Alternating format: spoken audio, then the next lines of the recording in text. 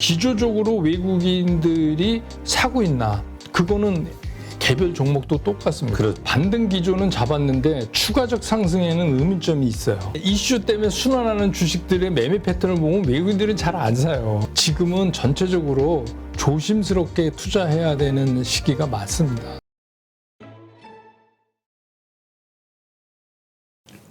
자, 그러면 이번에는 그 경기 침체, 지금 뭐 나오는 시그널들, 각국의 이야기 뉴스들, 뭐 전문 기관들 보면은 전부 스태그플레이션 경고를 하고 있고요. 중국 경제도 지금 상당히 안 좋고 있고, 그거에 따른 지표로 뭐 위안화 가치는 자꾸 떨어지고 있으니까 이거 어떻게 봐야 될까요? 경기 침체. 물론 옐런 장관은 뭐 스태그플레이션 오지 않을 것이다. 뭐 확신적으로 지난주인가 뭐 얘기는 했습니다만.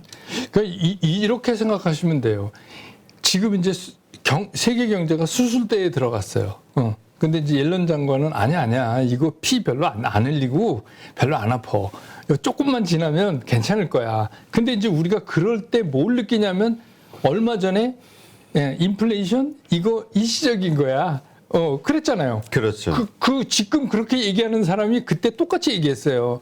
그러니까 그 얘기는 뭐냐면, 쟤네 이번에도 실수할 거면서 왜 저러나. 시장은 그렇게 느끼고 있는 거예요. 그러니까 지금 여기서 우리가 선제적으로, 이번에 잘못해서 수술하다가, 부작용이 커져가지고 막 출혈이 심해서, 난리가 나겠네라고 생각할 필요는 없지만, 어느 정도의 출혈은 있을 수밖에 없다. 왜냐하면 연준이 지금 할 수 있는 일이 뭐예요? 금리 올리는 거하고 통화 긴축밖에 없는데 그렇죠. 딱 그 일밖에 없어요. 할 수 있는 일이. 근데 그거를 제어할 수 있는, 우리가 무슨 원자력 발전 같은 데서 제어봉 같이 제어할 수 있는 게 뭐냐면 실제로 경기가 어떻게 변하는가죠. 예를 들어서 경기를 다 망쳐먹고 긴축만 하면 뭐 하겠어요. 그러면 그 사람들이 멈칫할 겁니다. 그러니까 그런 사이를 왔다 갔다 해야 되기 때문에 이게 어떻게 보면 그냥 내리꽂아서 불경기로 간다라고 얘기할 수도 없어요. 만약에 그런 조짐이 보이면 연준도 멈칫할 거예요. 근데 오히려 그게 멈칫하면 순간적으로 시장에는 또 호재가 될 수도 있어요. 그렇죠. 긴축이 줄네. 줄네. 그러니까 지금은 우리가 그거를 파악하면서 쫓아가는 시기이기 때문에 사실 그렇잖아요. 경제 이런 거를 뭐 미국 연준에 어마어마하신 분들 많지만 이분들이라고 그래서 이게 그리고 사실 무슨 용 빼는 재주가 없어요. 지금 말씀드린 것처럼 금리 인상하고 반응 보고 긴축하고 반응 보고 이 방법뿐이 없어요, 지금. 그러니까 실제로 시장이나 경제가 어떻게 반응할 건지는 우리도 그냥 같이 추적하는 수밖에 없어요. 그렇죠. 지금 알 수가 없죠. 다들 확실하게 방향성이 정해진다면 주식을 팔든 아니면 그냥 시원하게 더 사든. 사실 지금 답답한 게 그런 시기이기 때문에 답답한 거죠. 이거 이제 경제 내리꼽아. 그러면은 다 팔아야죠. 근데 아닐 것 같기도 하고 그럴 것 같기도 하고 그렇기 때문에 이제 시장이 이 모양인 거죠. 그래서 이제 하나의 그 뉴스 혹은 이슈에 따라서 일희일비하는 올랐다 떨어졌다 막 변동성이 커지는 건데 우리가 앞으로 그러면 어떤 부분을 좀 긍정적으로 보는 데이터 지표 혹은 부정적으로 보는 그거에 따라서 우리가 또 일일 한 발 앞서서 제일 이제 중요한 게 뭐냐면 요즘에 나타난 게 뭐냐면 2,700 밑으로 해서 2,650에 가까워질수록 외국인들이 사요. 근데 이제 그 사는 거는 우리가 두 가지 관점에서 봐야 돼요. 외국인들이 정말 이제 다 떨어졌어. 한국 주식 사야 돼. 이래서 사는 건지 아니면 쇼쳐놓은 거를 커버해 들어가는 건지. 그게 헷갈려요. 그래서 지난주 금요일 날 삼성전자 4% 상승한 거 그 쇼커버링이냐. 근데 또 물량이 그렇게 많지는 않던데. 근데 뭐 섞여 있으니까 우리가 정확히 알 수는 없지만 이제 이렇게 오랫동안 질질 끌어서 흘러내렸을 때는 항상 우리가 그걸 생각을 해 봐야 되잖아요. 그렇죠. 근데 아무튼 굉장히 그 라인을 슬림하게 잡고 있어요. 외국인들이 최근에. 그러면서 거기다가 우리하고는 우리는 하지 않지만 상관이 굉장히 있는 선물을 또 거기다가 같이 묶어서 걔네들은 매매를 하니까 지난달에도 또 뭐 제가 보니까 외국인들은 먹고 나간 것 같은 선물에서 먹고 나간 것 같은데 이제 선물 갖고 일종의 굉장히 공매도 같은 거를 하는 거죠. 높게 팔고 낮게 사주고 뭐 하는 거를 계속해서 돌리니까 우리는 그게 딴 세상 얘기 같지만 그런 게 지금 복합적으로 있어서 외국 투자자들의 움직임을 지난달을 보면 굉장히 슬림한 박스권을 닫아놓고 그 위아래서만 하고 있어요. 근데 이제 하다 보니까 시장이 굉장히 크게 움직여주지 못하니까 그 잔량들이 계속 남아요. 잔량들이 계속 남아서 뭐 삼성전자를 뭐 지난달에만 뭐 3조를 넘게 외국인이 3조 4천을 팔았네 이런 게 뭐냐면 그런 과정에서 이제 그게 계속 남아져 가는 거예요. 그걸 우리는 시장에서 이제 물량 압박으로 받는 거죠. 그렇기 때문에 제일 중요한 건 뭐냐면 기조적으로 그러니까 하루 말고 지금 하루는 우리가 쇼커버링 속을 수도 있으니까 그렇죠. 하루 말고 기조적으로 외국인들이 사고 있나. 그러니까 그거는 개별 종목도 똑같습니다. 그렇죠. 네, 그러면 요새 뭐 HTC 보시면 다 나오니까 시간 있을 때 그거를 오히려 보세요. 네, 그거를 왜냐하면 삼성전자 우리 다 알잖아요. 얼마 버는지도 알고 뭐 진짜 알 거 모를 거 다 알잖아요. 그렇죠. 그러니까 이제는 그게 아니에요. 수급이에요. 근데 수급의 결정적인 거를 누가 하냐면 외국인들이 하니까 외국인들이 추세적으로 들어오는 거냐 아니면 쇼커버리지 하고 그냥 또 보는 거냐 이거를 한번 따져볼 필요가 있어요. 그래서 외국인들이 들어와야 되는데 그러면 뭐 예를 들어서 삼성전자가 지금 비싸서 못 사겠어요? 삼성전자를 비싸서 못 산다는 분은 없어요. 그렇죠. 언제 올지 모르겠다는 거예요. 응. 지금 살 가격 맞는 것 같은데. 근데 이제 이게 언제 내가 이 돈을 묶어야 되느냐. 이거를 모르겠다는 얘기예요. 그 얘기가 무슨 얘기냐면 그대로 옮겨오면 한국 시장이 그렇다는 거예요. 그럼 한국 시장이 그 답을 찾아주는 거의 흔적을 우리가 어디서 먼저 캐치할 수 있느냐 하면 외국인들의 움직임이에요. 지금은 방법이 없어요. 그러면 외국인들의 움직임을 우리가 또 영향을 줄 수 있는 것 중에 가장 큰 게 환율 아니에요. 그렇죠. 네. 그러니까 이 환율의 움직임하고 이 자기가 지금 신경 쓰는 종목 아니면 갖고 계신 종목들의 매일매일 외국인들의 그 매매하는 그 흔적들을 그거를 좀 추적해 볼 필요가 있어요. 그러니까 지금은 뭐 예를 들어서 삼성전자 사다 그러면 싸면 사세요. 못 사요. 왜 못 사냐? 이거예요. 딱 고양이 목에 누가 방울을 맬 건데 누가 매냐? 근데 제가 보기에는 결국은 이건 외국인들이 해야 돼요. 그렇군요. 그러니까 결국은 외국인이 사주는 시점, 네. 그때가 한국의 어떤 주식들. 근데 지금 우리가 뭐 우리 기술주 하면 우리 말씀하신 대로 삼성전자를 대표적으로 볼 수밖에 없으니까 이거를 이제 외국인들이 사줘야 우리 지수도 올라가고 또 뭐 수백만의 어떤 한국 주주들도 이제 네. 맞나요? 수백만? 맞습니다. 하여튼 막 네. 그렇게 500만, 600만 그렇죠. 정도. 500만이라고까지 얘가 저도 들은 기억이 나는데 근데 이제 지금 미국도 기술주들이 막 폭락하고 있는 상황이잖아요. 네. 그러니까 이게 한국만의 문제일까? 그러니까 이 금리 인상 시기에 맞춰서 이 섹터 자체가 기술주들은 그러니까 상승하기가 좀 어려운 시장이 아닌가 이런 생각하실 수도 있잖아요. 근데 그러니까 이제 지금 이게 팔아야 되나? 이게 조금 바뀌었어요. 그러니까 뭐가 바뀌었냐면 예전에 그 기술주 그거는 우리가 재작년에 그 빵 막 이렇게 하면서 BBIG 하던 그 생각 때문에 그런 건데 오히려 저는 이제 이렇게 말씀드리고 싶어요. 기술주는 이제부터는 오히려 길게 보시라. 아, 장기 투자로? 기술주는 장기 투자로 보시면 마음이 편해진다. 근데 오히려 지금 그런 기술주를 매도한다? 그러면 다시 못 사요.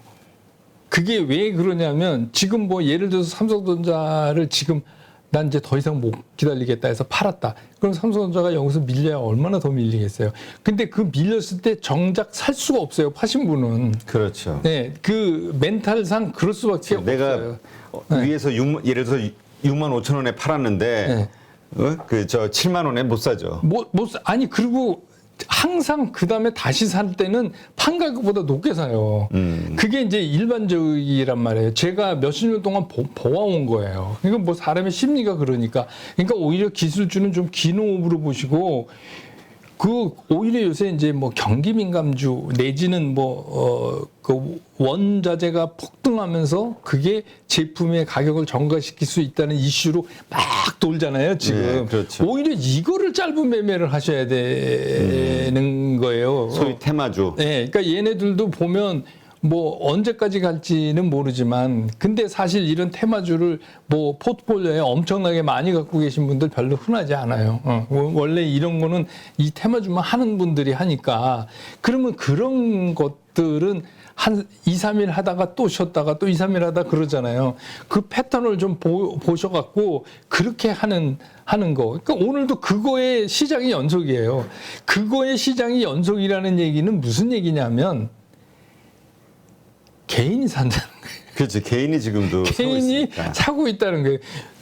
여러분들 그런 이제 이슈 때문에 순환하는 주식들의 매매 패턴을 보면 외국인들은 잘 안 사요.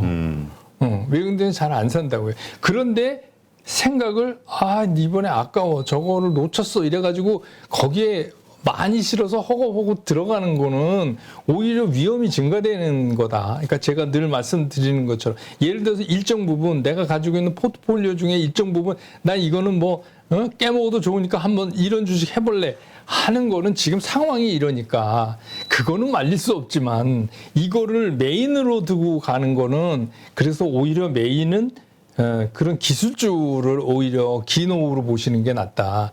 저는 긴 호흡으로 보면 플랫폼도 괜찮은 것 같아요. 네이버, 카카오. 네.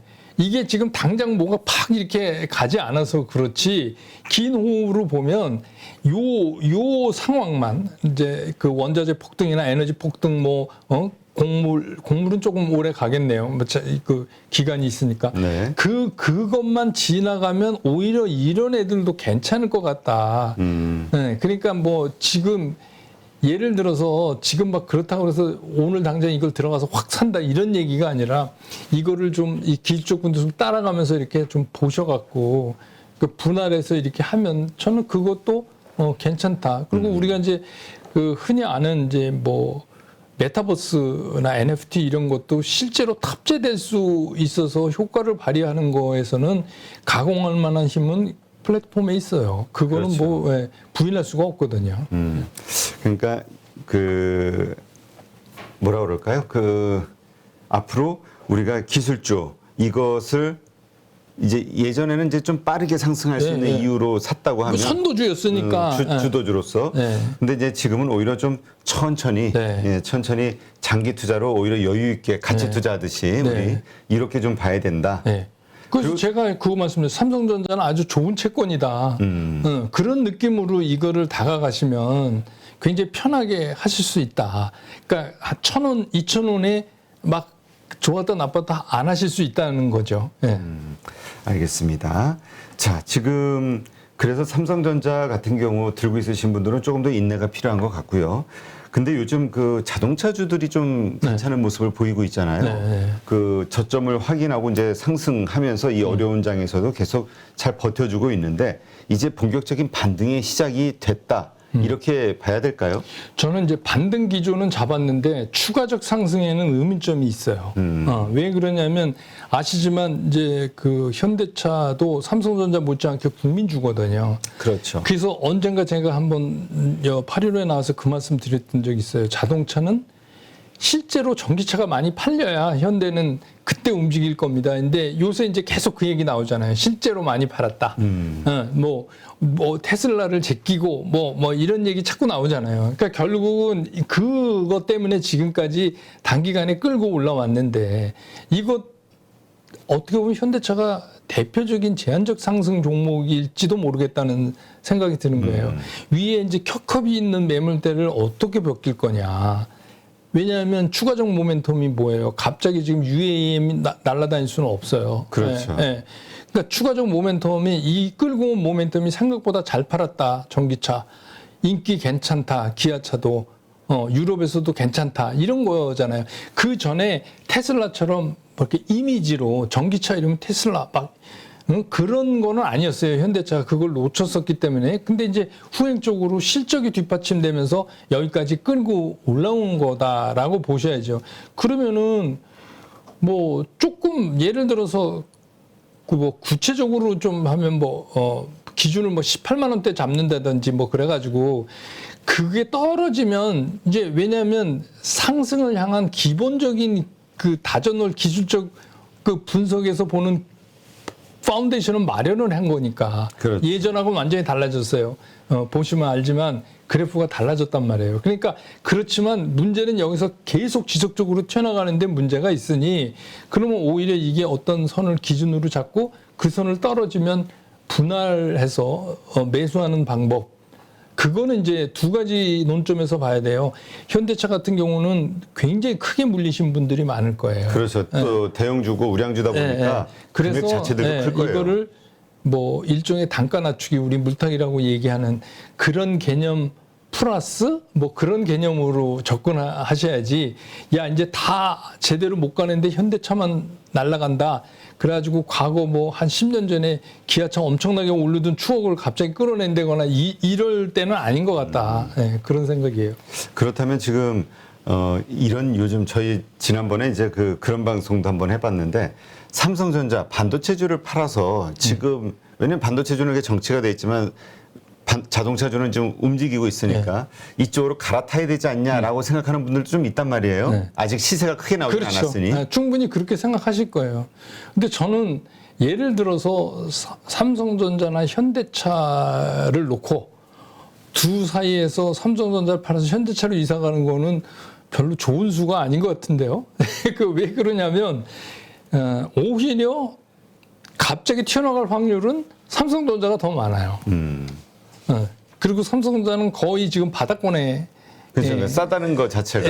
그런데 문제는 이제 예를 들어서 환율도 우리가 아까 예측했던 것처럼 그렇게 바뀌고 주변에 인플레이션 피크아웃 현상이 나타나고 이런 게 돼서 외국인들이 산다 그러면 현대차보다는 삼성전자부터 사죠. 그리고 이제 우리가 늘 얘기하는 그 반도체의 업황 얘기 그건 참 언제부터 한 얘기인데 잘 시장에서 안 먹히지만 그런 상황이 되면 갑자기 또 업황이 먹혀요. 시장에. 그래서 그렇게 되기 때문에 이건 제 개인적인 의견입니다만 삼성전자를 팔아서 현대차를 사는 거는 좀 아닌 것 같은데요. 네.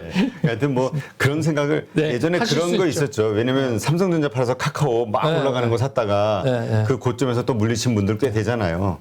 그러한 것들. 그래서 지금은 인내가 좀 필요하지 않을까. 그리고 지금은 많이 추세 매매 하시는 분들은 그냥 올라가고 있는 거에 올라야 돈을 번다 이렇게 생각하시지만 트레이딩 관점에서도 오히려 지금 우리 뭔가 경험이 부족한 개인 투자자들 입장에서는 그냥 좀 더 인내를 하는 게 추세 매매 사실 힘든 거예요. 말이 그렇지. 그렇죠. 말이 그렇지. 달리는 말에 올라타라 그러는데 그냥 떨어지는 경우가 더 많아요. 그러니까 달리길래 올라탔더니 조금 더 달리다가 그냥 갑자기 꼬꾸라져 버리는 경우들이 그래서 많아서 지금은 전체적으로 조심스럽게 투자해야 되는 시기가 맞습니다. 네. 자, 그렇다면 우리가 만약에 이제 지금 현금이 있으신 분들 아까도 이제 당주님 말씀하셨지만은 5월 중에 우리가 이제 어떤 싸게 시장이 많이 더 싸지는 어떤 상황이 됐을 때 산다면 어떤 주식을 사는 게 좋겠나? 근데 이제 이런 거 전제돼야 되는 게 뭐냐면 기존에 우리가 이제 좋아하는 삼성전자, 현대차 이런 것들 있잖아요. 이건 갖고 계시다는 전제를 해야 돼요. 그러니까 이거 갖고 계신데 지금 물탈 나고 더 산다. 이거는 저는 좀 아니라고 생각하고 조금 좀 생각하면 제한적 상승을 하고 있기 때문에 역설적으로 보면 이제 우리가 금리 인상에서 수혜를 받는 금융주라든지 또 원자재 관련 주들 있잖아요. 그러니까 얘네들은 그냥 제품에 전가시킨다. 그런 거죠. 그다음에 이제 오늘부터 마스크 벗으니까 이미 올랐지만 근데 이제 화장품, 의류, 미디어, 교육 이제 미디어도 우리 이제 엔터도 거기에 속하지만 게임도 거기에 속하는 거고 유통, 식품 이런 거가 의외로 식품이 어떤 걸 갖고 있냐면 금리가 오르고 인플레이션이라도 식품은 오히려 잘 버텨요. 그럼 뭐냐면 먹어야 되거든. 그렇죠. 라면이 얼마 올랐다고 라면 안 사 먹진 않아요. 그러니까 그냥 오른 거예요. 그래서 오히려 그런 것들이 과거에도 좀 강했어요. 생각을 그냥 다르게. 그러니까 그런 면에서 또 판가 전가가 가능하고 지금 보면 뭐 특수관 같은 것들이 계속 좋잖아요, 주가가. 그 얘기는 뭐냐면 걔밖에 살 수가 없어요, 비싸도. 시멘트도 마찬가지고. 그렇죠. 걔밖에 살 수가 없어요. 그러니까 그런 영역에 속하는 것들, 미디어도 그렇고, 그것도 정책적으로 보면 교육도 여러분이 좀 신경 써서 보셔야 될 것 같아요. 그래서 이제 신정부 제대로 출범하면서 어떤 게 나타날까, 이제 그런 거. 그래서 뭐 저는 그 리오프닝 관련해서 뭐 호텔 신라 같은 것도 보면 외국인들이 최근에 자주 샀어요. 네. 근데 이게 그렇게 그 소비가 위축되고 그러면 뭐가 잘 팔릴 것 같으세요? 명품이 더 잘 팔릴 때. 그렇죠. 네. 그러니까 그게 우리가 생각하는 거랑 상당히 다르게 이게 금리가 막 오르고 인플레이션이 된다는 거는 가진 사람하고 안 가진 사람의 차이를 더 벌려놔지는 거니까. 그렇죠. 예, 가진 사람은 오히려 그런 거를 더 선호한다. 이제 그런 쪽에서 한번 주식을 보시면, 그러면 이제 뭐 지금 많이 그 원자재나 그런 것 때문에 움직이는 것들, 제품 가격 전가, 이거는 뭐 어쩔 수가 없어요. 당분간은 이게 그냥 흘러갈 것 같은 생각이 들고, 그 다음에 뭐 비교적 그런 원자재가 제품 가격에 차지하는 비율이 적은 게 그게 이제 뭐 대표적인 게 화장품 아니에요. 그렇죠. 예, 그건 뭐 마진 엄청 좋으니까 의류도 그렇고 그게 뭐 근데 이제 한 가지 여기 변수가 있어요.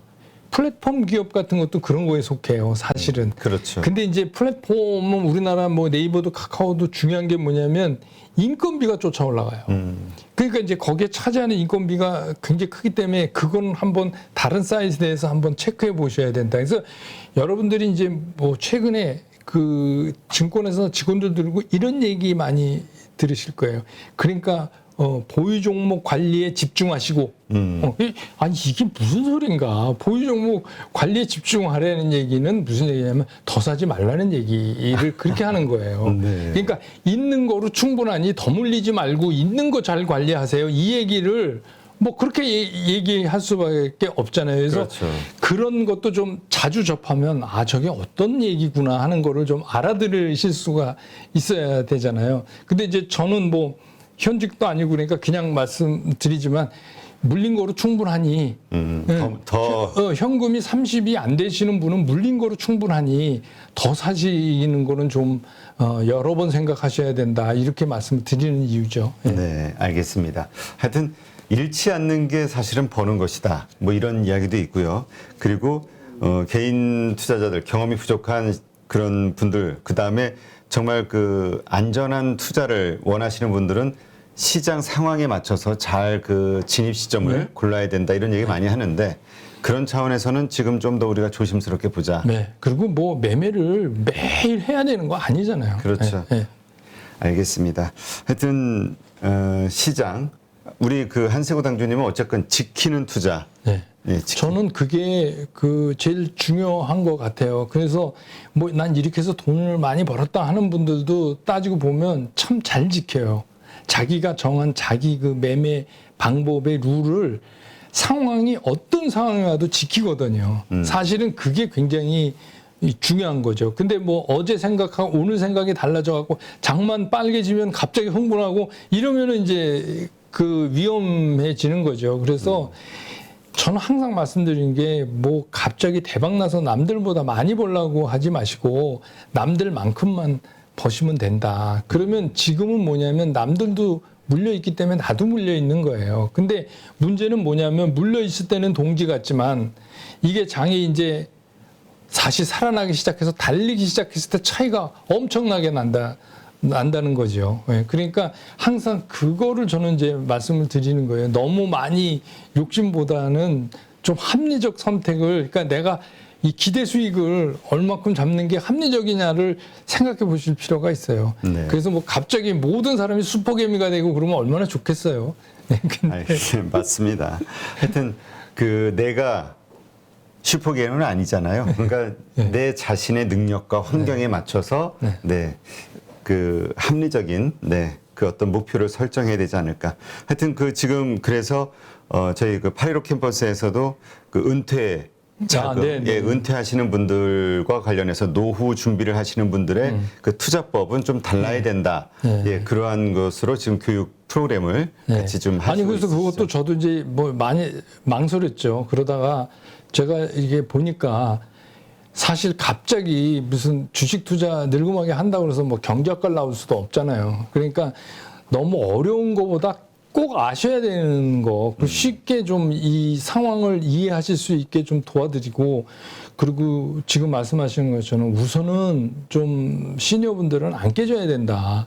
그래서 안 깨지는 투자가 어떤 건가. 그래서 좀 이렇게 간결하게 쉽게 이렇게 좀 말씀을 드리는 그런 교육을 좀 해볼까 지금 그럽니다. 네, 알겠습니다. 네, 뭐 그와 관련해서 또 다음에 또 기회 되는 대로 또 한번 소개하고요. 오늘 좋은 인사이트 함께 해주신 한세구 당주님 고맙습니다. 감사합니다. 노후로 접어들면서는 결국 돈이 얼마만큼 있느냐가 중요한 게 아니라 내가 필요한 만큼의 돈이 없으면 그만큼 자유가 박탈돼요. 이게 목숨 같은 거잖아요. 그렇죠. 거기에 자기 일생을 모아온 돈인데 이제 그런 생각을 가지고 출발하려고 합니다.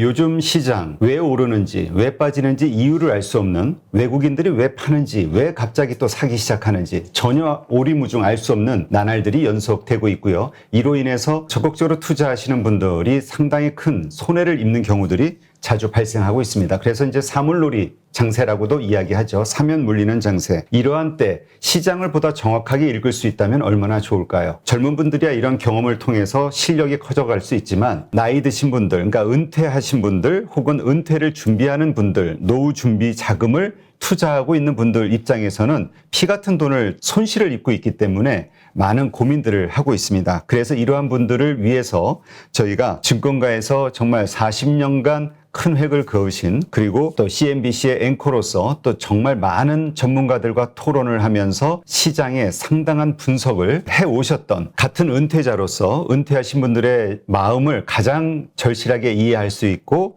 또 그 돈이 얼마나 소중한지 잘 이해하시는 백만개미 채널을 운영하시는 한세구 당주님을 이번에 모셨습니다. 그리고 은퇴자들에게 가장 최적화된 교육 프로그램을 만들었는데요. 안녕하세요. 안녕하십니까? 네. 이 50대, 60대 혹은 뭐 은퇴를 준비하는 40대들도 그렇고요. 나이가 든 상태에서 자산을 날리게 되면 좀 이걸 복구하기가 참 어렵고 심리적으로 초조해지죠. 그러면. 그러다 보니까 자꾸 또 실수를 하게 되고. 그러니까 이제 저도 제가 은퇴하고 시니어가 돼 보니까 더 절실하게 이제 그걸 느끼겠어요. 저도 현역에 있을 때는 굉장히 공격적으로 뭘 하는 사람 중에 하나였는데 그럴 수밖에 없는 게 이제 젊다는 건 뭐냐면 나한테 기회가 또 한 번 있다 하는 거가 되는데 연령이 어느 정도 돼서 이제 그 시니어 대열에 들어가시는 분들은 사실은 목적이 좀 달라요. 젊은 사람의 경우는 뭔가 이거를 내가 기회를 삼아서 내 인생을 좀 바꿔지는 이런 이포크 메이킹한 뭐 그런 걸 만들어 보자 이럴 수도 있잖아요. 근데 사실 이제 뭐 은퇴하고도 노년에 그렇게 될 수도 있지만 확률적으로 굉장히 떨어지고 노후로 접어들면서는 결국 돈이 얼마만큼 있느냐가 중요한 게 아니라 내가 필요한 만큼의 돈이 없으면 그만큼 자유가 박탈돼요. 결국 돈은 자유하고 비례한다 이런 생각이 자꾸 이제 저도 시니어가 돼 보니까 들어요. 그러니까 시니어에서는 뭐 1억 천금을 벌고 막 인생을 바꾸고 이런 거보다는 어떻게 합리적인 그 내 재산을 증식해 갈 수 있느냐. 그래서 이제 그런 거에 주안점을 맞추고 가장 중요한 거는 원금이 깨지면 안 돼요. 그렇죠. 네, 손해가 나면 복구할 수 있는 기회도 적고 굉장히 힘듭니다. 그래서 제가 이제 늘 말씀드리는 게 내가 너무 일찍 팔았나? 조금 더 갖고 있으면 더 먹을 텐데 이런 생각하시지 말고 오히려 아쉬운 게 원금 손해 나서 힘든 것보다 훨씬 낫습니다. 이런 말씀드리죠. 그래서 확실히 이 시니어나 이런 분들의 투자 전략은 큰 거에선 변화가 없겠지만 좀 달라야 된다 이런 생각을 하고 있어요. 그렇죠. 그러니까 뭐 리스크 관리가 좀 더 예민해야 그렇죠. 되고요. 사는 시점, 그다음에 파는 시점이 네. 일반적인 투자자들하고는 이 노후 자금을 운용하시는 분들은 네. 좀 달라야 된다. 네. 이게 이제 정말 많은 전문가들의 이야기입니다. 그래서 이번에 한세구 당주님과 8.15 캠퍼스에서 만든 성공 노후 투자 스쿨, 이건 아무래도 은퇴하신 분들, 그다음에 은퇴를 준비하시는 분들을 특정하고 있기 때문에 일반 프로그램과는 좀 달라야 될 것 같거든요. 네, 어떤 차이가 있을까요? 이 기존의 어떤 투자 교육 프로그램들과? 사실 어떻게 보면 이게 최초인데요. 어떤 특정 계층, 시니어라든지 노후 자금이라든지 이런 거를 세분해서 거기에 맞는 어떤 투자 전략이나 정보 제공이나 시장 분석법이나 이런 건 처음이 아닌가. 그래서 사실 첫 번째는 제가 40여 년 동안 주식 시장에서 같이 했다는 거. 두 번째는 저 또한 시니어라는 거. 그래서 제가 그 어떤 심정인지 제가 잘 아니까 그런 의미에서는 좀 낫지 않을까 이런 생각도 동시에 하고 뭐 그렇습니다. 그래서 결국 우리가 할 수 있는 행동은 그래서 살 거냐 팔 거냐 가만히 있을 거냐 이 세 가지 중에 하나로 귀결돼야 되는데 그래서 저는 이제 이런 모든 내용을 가능하면 좀 간단하게 간결하게 전해드리려고 원래도 제가 좀 그런 스타일이지만 그렇게 할 거고 그다음에 이제 또 한 가지는 어느 한쪽에 치우침이 없어야죠. 하여튼 이러한 것들이 결국 노후를 보내는데 절실하게 필요한 은퇴 자금, 그다음에 노후 준비를 하시는 분들에게는 큰 노하우 혹은 실질적인 도움이 되지 않을까 저는 그렇게 기대가 됩니다. 앞으로 8.15 캠퍼스를 통해서 만나는 분들께 마지막으로 하시고 싶은 말씀 있으시면. 네, 특히 이제 이 제목 자체가 성공 노후 투자 스쿨이에요. 그러니까 이미 제목에도 나와 있지만 이거는 특히 이제 시니어 분들이 많이 관심을 좀 갖고 보셔야 되는데 그런 의미에서 저는 이렇게 생각을 합니다. 그러니까 주식 시장에 접근하는 그 자세부터가 노후 시니어들은 이걸로 대박 내려고 그러면 금방 쪽박으로 갑니다. 그러니까 남보다 더 벌겠다가 아니라 남만큼 나도 벌어야 되겠다. 이런 마음가짐으로 접근을 하시면 성공 노후 투자 스쿨과 함께 하시면 좀 시장에서 그래도 평균 이상은 하실 수 있지 않을까. 그러니까 노후 자금은 그게 중요하죠. 그리고 원금을 어떻게 하면 안 깨먹고 잘 보존하나 이게 목숨 같은 거잖아요. 그렇죠. 거기에 자기 일생을 모아온 돈인데 이제 그런 생각을 가지고 출발하려고 합니다. 그래서 여러분들이 많은 성원해 주시면 더 열심히 하겠습니다. 네, 저희도 최초로 시도하는 건데 은퇴하시는 분들, 은퇴를 이미 하신 분들 그리고 은퇴를 준비하는 분들에게 가장 최적화된, 가장 필요한 그러한 교육 프로그램이라고 감히 말씀드릴 수 있는데 이런 분들에게는 정말 도움이 될 거라 저희도 기대를 합니다. 오늘 좋은 말씀 고맙습니다. 감사합니다.